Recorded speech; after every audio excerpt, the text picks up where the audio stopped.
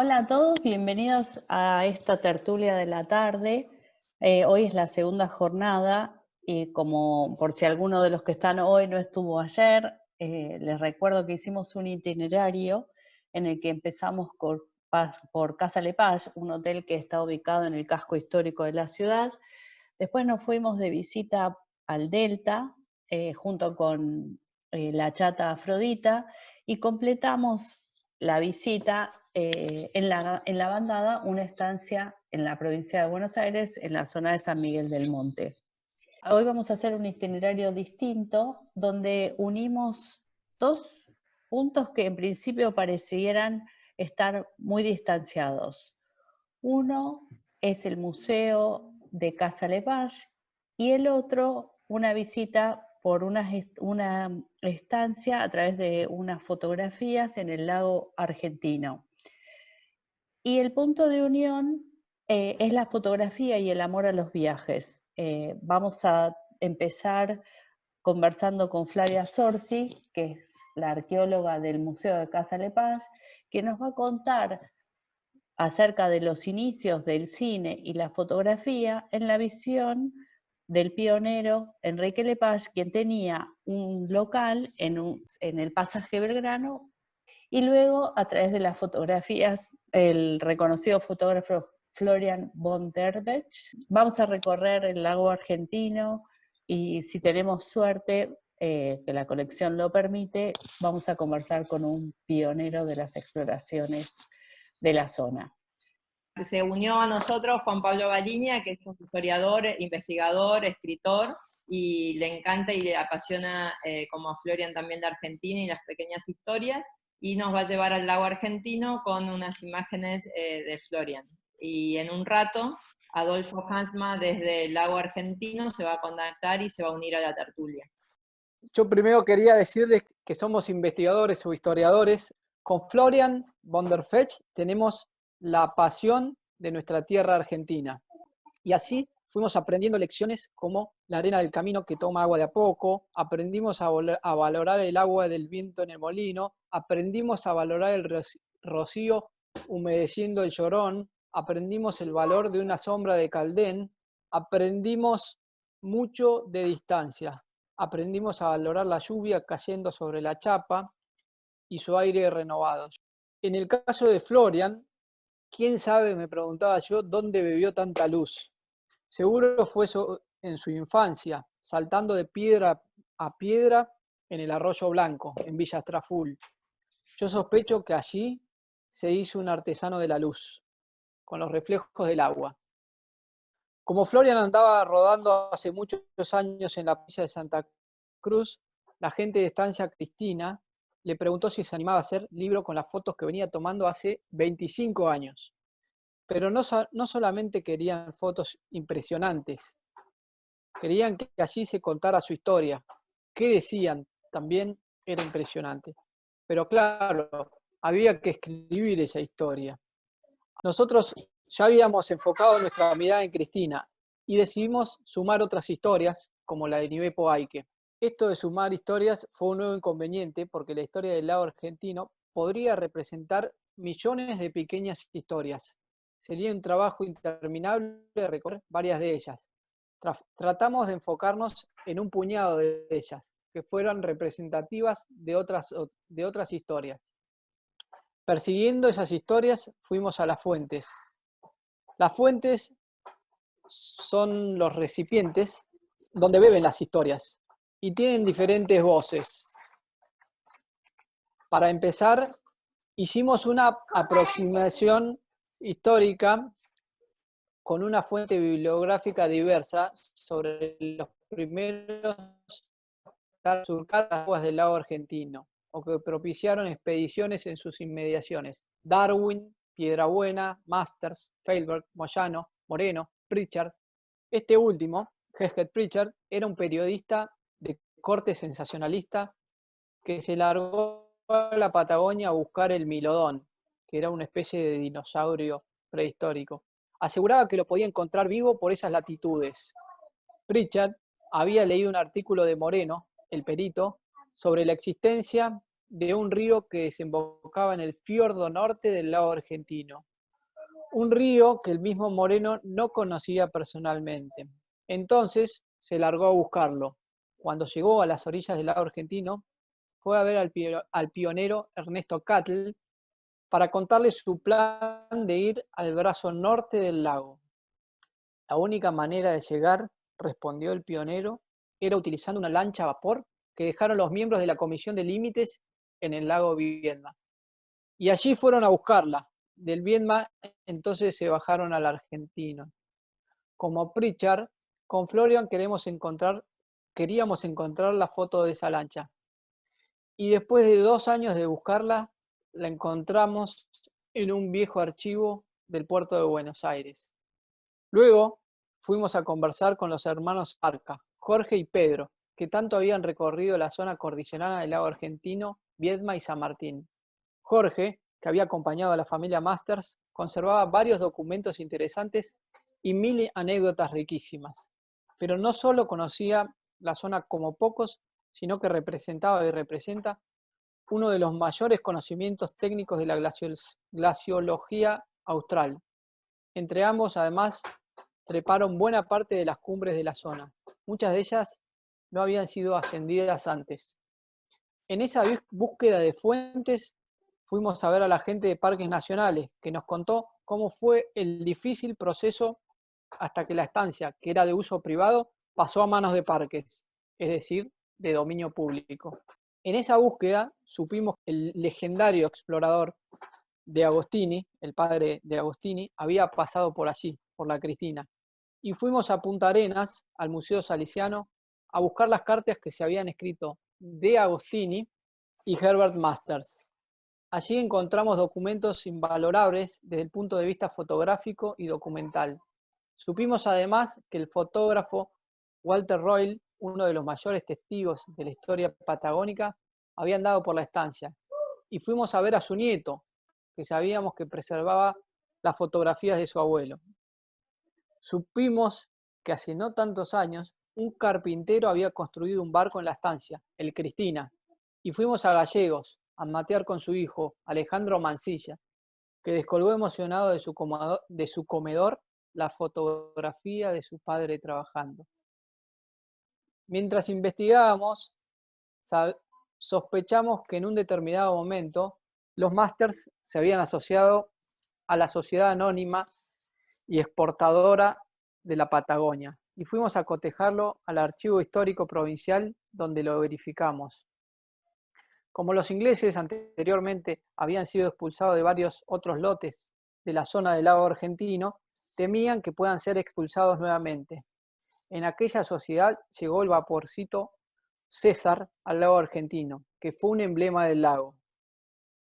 Fuimos a buscar la historia del César y al barquito mismo, que al final de sus años vendieron los Masters a cambio de 4 toros y hoy se encuentra en un rincón del lago San Martín.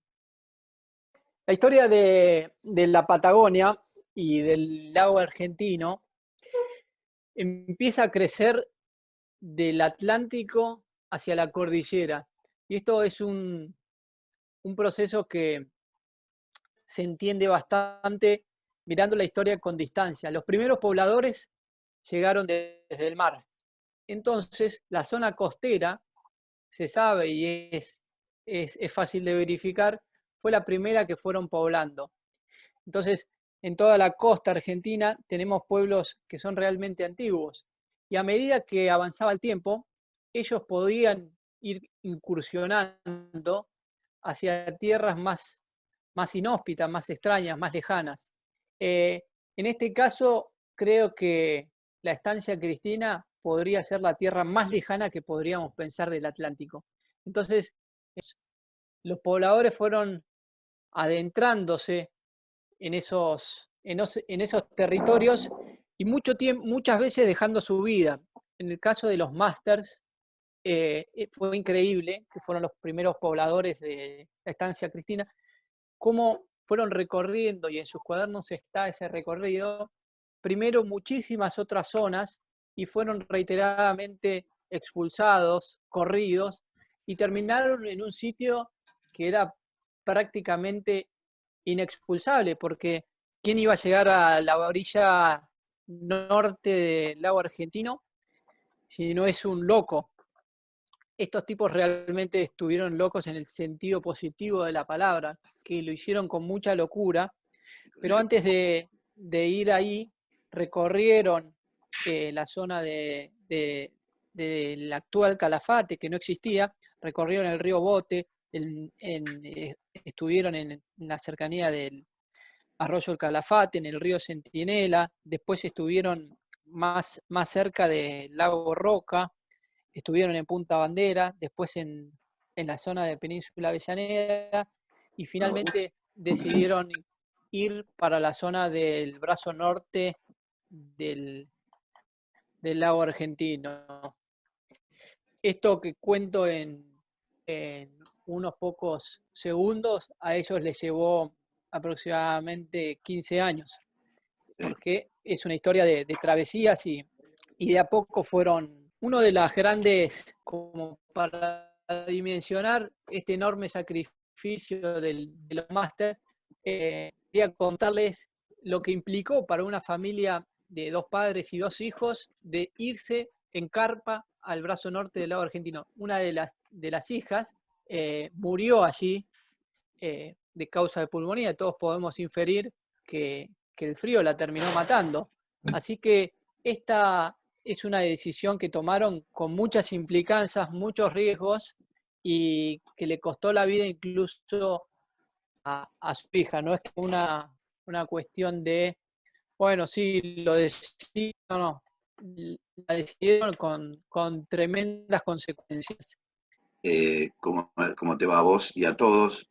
Bueno, sí, mis abuelos vinieron también al lado argentino, uno de los primeros pobladores allá por 1912, oriundos de Croacia.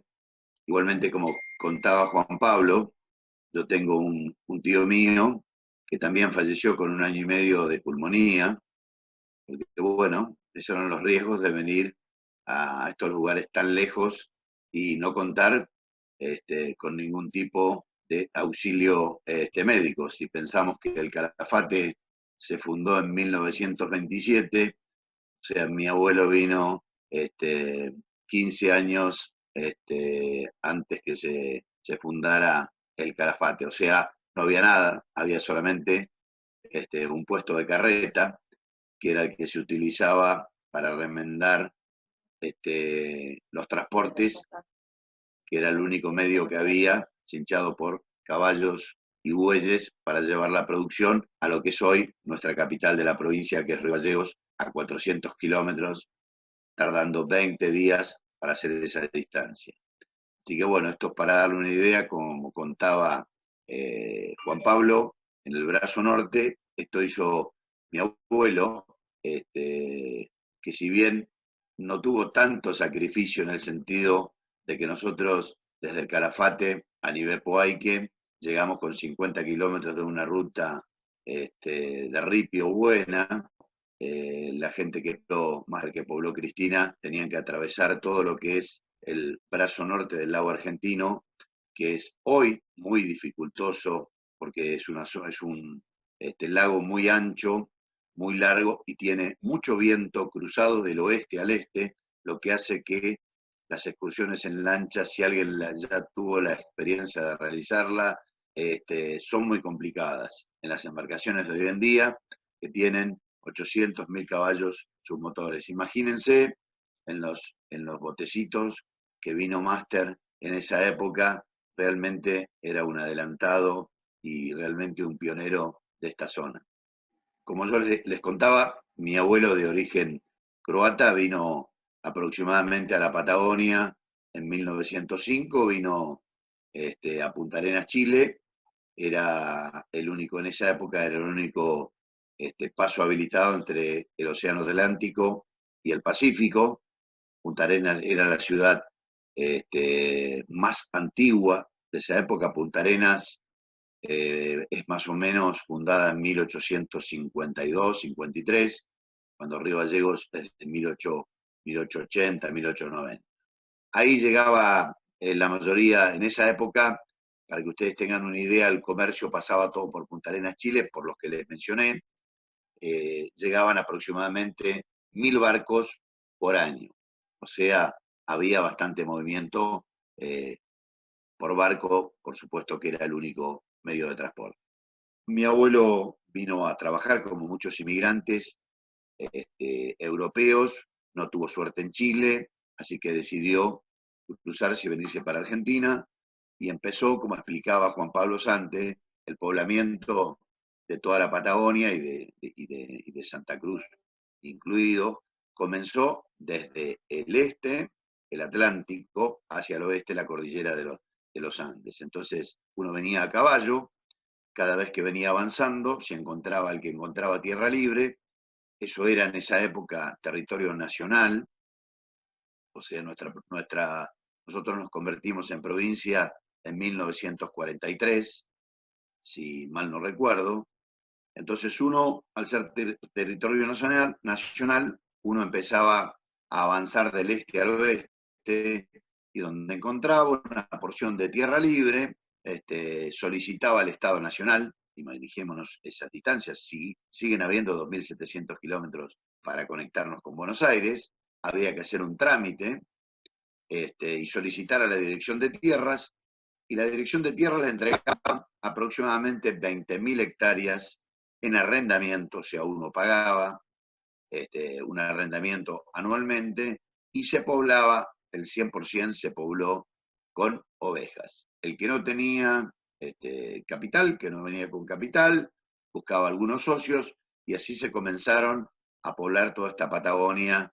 En el caso de mi abuelo, como decía anteriormente, que llegó en 1912, cada vez que venía avanzando desde Río Gallegos del este hacia el oeste, se encontraba ya, hace 20 años había empezado el poblamiento, se encontraba con todos los campos ocupados, hasta que llegó a lo que es hoy el Parque Nacional, la entrada al Parque Nacional, que hay una estancia que se llama Altavista, en donde venía a caballo, único medio de traslado, era toda atracción de sangre, donde se encontró con unos croatas paisanos y le preguntaron dónde iba. Y le dijo, bueno, buscando tierra, y le dijeron, bueno, acá está todo ocupado. Seguía hacia el fondo significaba ir hacia la cordillera. 20 kilómetros más adelante se encontró lo único que había disponible, que es hoy lo que es actualmente Estancia Nivepuayque, todo límite dentro del Parque Nacional Los Glaciares. Cuando, como les contaba, mi abuelo llegó acá y tenía ganas de trabajar como muchos inmigrantes, no tenía dinero, entonces esta gente, estos croatas, familia Stipicic y Trutanic, la mayoría de los croatas terminan con ich, salvo mi abuelo, que su apellido era Peso, aunque parezca mentira. Yo pensé que en un primer momento que estaba mal anotado, pero no, realmente es así. Tuve la oportunidad de ir a Croacia y existen muy pocos Pesos, pero la mayoría son todos terminados en ich.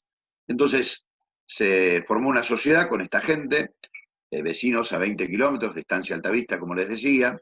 Ellos le pusieron el capital, las ovejas, y mi abuelo hizo el poblamiento de la estancia, puso toda la mano de obra, y esa estancia originalmente se fundó en 1912, originalmente se llamaba Estancia La Jerónima, porque la madre de uno de los socios de mi abuelo se llamaba Jerónima. Hasta el día de hoy el capital manda para poner cosas importantes. Entonces de ahí nace la Estancia La Jerónima. Mi abuelo tenía el 33% y las otras dos partes el otro 33%. Y ahí comenzó a funcionar lo que era antiguamente la Estancia La Jerónima. En el año 24, una de las idas que hacía mi abuelo a Río Gallegos para llevar su producción de lana, y se exportaba desde los puertos de Río Gallegos, conoció a mi abuela, que también era de origen croata, y bueno, en esa época la mujer, la única función que tenía era formar familia, y así que fue, lo invitó la invitó a formar familia, se casaron y en el año 24 estaban viviendo los dos acá, tuvieron 4 hijos, el mayor era, yo me llamo Adolfo por mi tío, que les comentaba, igual que la familia Master, murió de 1 año y medio de pulmonía, y después tuvieron 3 hijas mujeres. La primera, Radoslava, lindo nombre croata, la segunda, Ángela, y la tercera, María. Bueno, Radoslava era mi madre, quien falleció en el año 96. Y tenemos mucho que contar de lo que es esta rica historia de la Casa Lepage, de todo lo que se ha descubierto debajo de sus baldosas. Es un solar poblado, en realidad que está dentro de lo que es la repartición de solares de las suertes de Juan de Garay desde la misma fundación de la ciudad, pasando por el siglo XVIII, en donde tenemos la primera construcción permanente edificada en este terreno, una de las primeras casas de altos de la ciudad, y como queríamos destacar, nos une con el lago argentino y con todo este hermoso emprendimiento del libro, la fotografía, en cuanto a que es la Casa Lepage, y de ahí toma su nombre, la cuna de la fotografía y del cine nacional. Y también nos une con esta Patagonia profunda la actividad de los pioneros, ¿no? El belga Enrique Lepage viene a la Argentina por recomendación de los médicos de su esposa, que estaba sufriendo una enfermedad. Viene a la Argentina en 1890 y primero se instala él, ¿no? En los altos de Bolívar 375 en ese momento, 373 ahora, se instala allí y allí emplaza también su local de venta al público de fotografía, ¿no? La primera casa de fotografía en Buenos Aires, muy cercana a lo que era el Colegio Nacional, por lo cual todavía Colegio San Carlos, por lo cual muchos de los profesores y científicos que estaban empezando a formarse luego en la universidad, ¿no? En el mismo predio de la Manzana de las Luces, eran sus clientes habituales.